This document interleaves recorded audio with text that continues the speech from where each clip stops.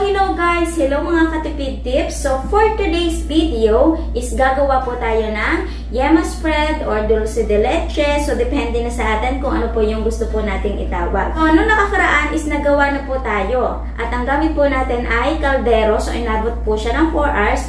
Ngayon ang gagamitin naman po natin ay pressure cooker para mas mabilis. At kung napapansin po natin is meron po tayong iba't ibang brand ng condensed milk. Para malaman natin at may share ko po sa inyo yung pinakang texture or consistency po bawat brand. Kung alin ba ang mas okay. Na natin patagalin pa, mag-start na po tayo. So itong ating gagawin na ito is meron po talaga tayong paggagamitan. So gagawa po tayo ng cake na i-share ko din po sa inyo na magagamit po natin ngayong Christmas at New Year. Bukod po doon, syempre is pwede na rin po natin itong negosyohin. So, unang-una yung duren ang gagamitin natin. Tatanggalan po natin ito ng balat. Para hindi tayo malito, is lalagyan po natin ito ng tanda. So, letter D. Letter D. So, napakalaki ng aking pentel pen. Oh. Nagdadalawang isip ako dito kasi baka kapag pinakuluan na po natin is matanggal yung sulat. Para sure po tayo na hindi siya matatanggal, so lagyan na po natin ng tape. Tapos, jersey. Ito po yung pinakamura. Magkakahalaga ng 40 pesos. Alaska, lagyan natin ng A at saka Y. Means, Alaskang yellow. So, ito talaga yung prepared kong gagawin, Alaskang yellow. Ngayon, gusto ko din namang ma-share sa inyo at gusto ko din malaman itong brand na mga milk na iba na mas mura, na hindi naman talaga hamak na mas mura po dito sa Alaskang yellow, diba? Kung okay pa rin ba yung pinakang consistency. Para meron tayong pagpipilian. Tapos, itong cowbell.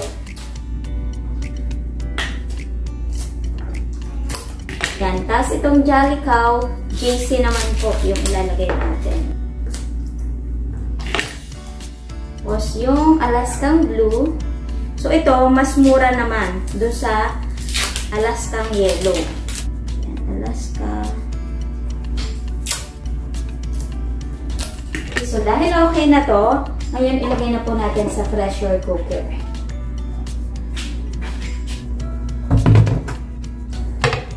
Okay, so ilagay lang natin siya dyan sa loob. Okay. So, ang kasya dito ay 8 lata ng condensed milk.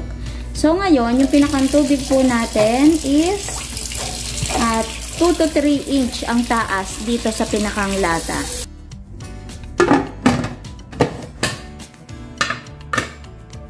Ito, bigat. Isasalang po natin ito ng high heat. Okay? So, yung pinakang cooking time po nito ay 1 hour. Pero mag-uumpisa po yung pinakang timer. Sumisipol na po itong ating rice cleaner. Okay? So, after 1 hour, magbabalik po tayo. After 1 hour, patayin na po natin yung apoy po natin. So, sisingawin lamang po natin itong ating pressure cooker.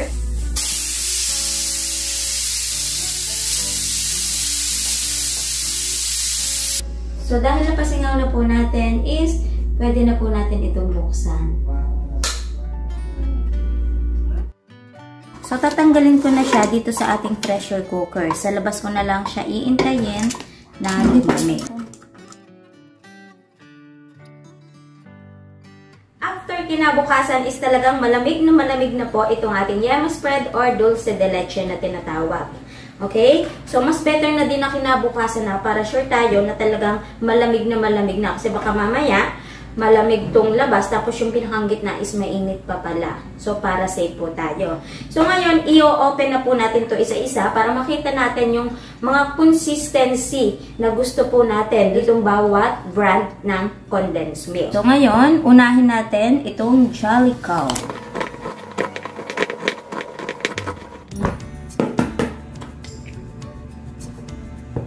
Set aside muna natin.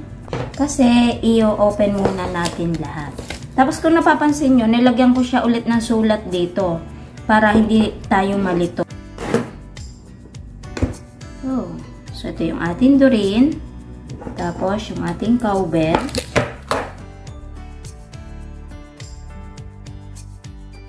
Yung jersey naman, buksan natin.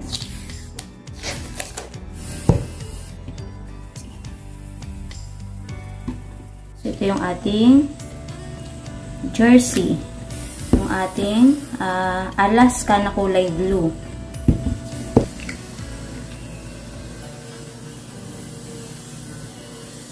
Okay. At ito naman yung ating Alaska na yellow. Wow.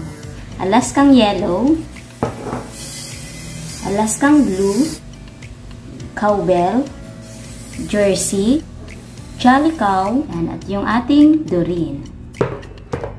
Ito na po yung ating condense lahat. Ngayon, kukutsarahin po natin ito para mas makita pa natin yung pinakang consistency. So, unahin natin itong Doreen. Okay? So, pwede na rin siya sa yema spread or dulce de leche. Yan. Pero halimbawa, kung pancake siya, pipe natin is hindi siya aare kasi aagos. Yan. Ito yung ating Jolly Cow. Itong ating Jolly Cow is may pagka-firm dun sa ating Doreen.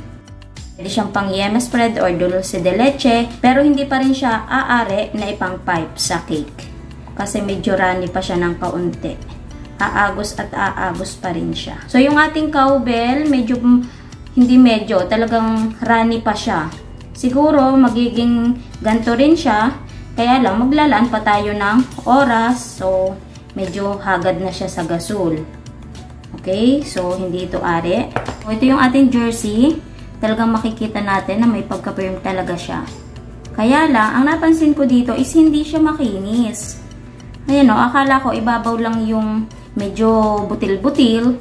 So, hanggang ilalim is hindi siya makinis. Ganito yung itsura. So, hindi siya magandang tingnan. Kung gagawin naman natin yema spread, so hindi rin siya magandang tingnan kasi nga, butil-butil yung pinakang texture niya.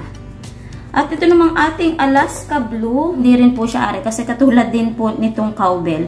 Ganun lang din yung nangyari, oh. Sobrang labnaw pa niya. Nag-iba lang yung kulay niya. Diba? At ito naman po, yung ating Alaska na yellow. Wow! So, yung pinakang consistency nito is napaka-firm po, mga katipid tips. Ito yung pwede natin gamitin sa cake. Pang palaman, toppings, pang drizzle, at pwede rin po natin tong i-5 kasi talagang buong-buo siya. Kumbaga, napaka-stable nung itsura. So, sa cake po natin is pwedeng-pwede po ito. So, dun sa gagawin kong cake, ang pumasa po dito is itong Alaska na yellow. Ito po yung hinahanap kong consistency. Yung pwedeng i-pipe, na kahit i-pipe is hindi po aagos. So, ito yon. Okay, so nakita ko na yung consistency na hinahanap ko. Nauna na yung ating leche flan. Tapos, itong gagamitin natin na pang cover dun sa ating cake. At yung patatlo is yung pinakang cake na natin. So, dun yun na po aabangan kung ano po yung gagawin natin. Okay, so, sana dito, sa ginawa po natin is nagkaroon kayo ng idea.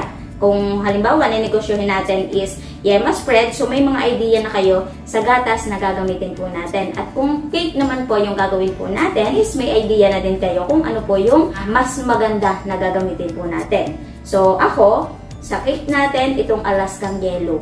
Okay? Hindi ko na po ito costing lahat ha. Idea lamang po. Kung itong Alaskang yellow, ibebenta po natin to ng isang lata na yung ganito is nagkakahalaga po ng 150 pesos. So, pwede natin siyang ibenta ng per lata. Diba? So, abangan nyo po yung next video po natin, yung gagawain po natin cake. Na pwede po natin magamit ngayong Christmas at New Year. At so, kita-kits na lang po ulit sa mga next video. Bye!